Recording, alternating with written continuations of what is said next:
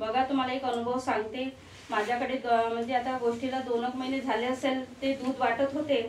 तर एका शेजारी बाईंनी त्यांना म्हटलं दूध आटवल्याने बासुंदी ठेवली आहे म्हणे वाटीभर तुमच्यासाठी म्हणे, तर खाऊन घ्या म्हणे, पिऊन घ्या म्हणे तुम्ही।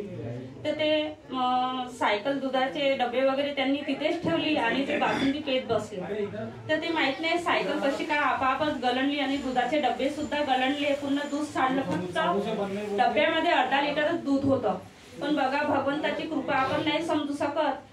तर त्यांनी ते एवढे चंद्या कशा पूर्ण केल्या तर माहित नाही, अर्धा लिटर दूध होते। त्यांना पस्ताव कोण्या गोष्टीचा आला नाही। आता कसं आहे, आपल्याला कोणती वस्तू जर सांडली उघडली तर आपल्याला पस्ताव येते की माझी एवढी मोठी नुकसान झाली भगवंता, आता मी कसं करू।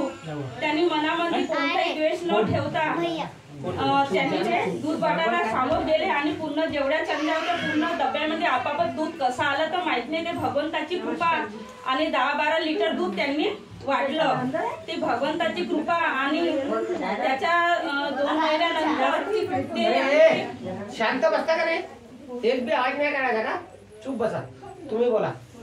त्याच्या 2 महिन्यानंतर त्याच्या 8 दिवसाने आणखी घटना घडली।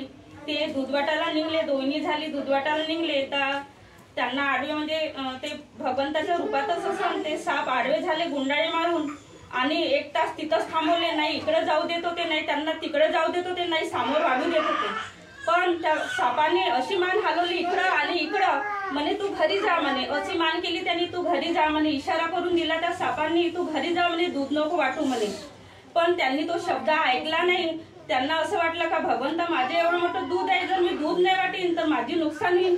चंदीवाल्यांचे फोन येते बा, तर 1-2 तास तिथंच थांबवलं, ते भटकूच नव्हते देत। त्यांनी अशी फन्नी काढून असे म्हणजे एकदमच त्या चक्क्यापाशीच उभे होते।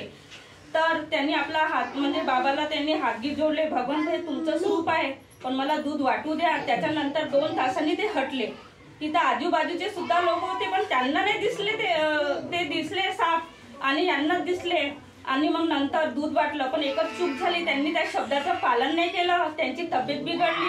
कारण की त्यांनी त्या रूपात येऊन म्हटलं होतं का तू घरी जा, दूध नको वाटू, ती चूक झाली त्यांच्या हातून।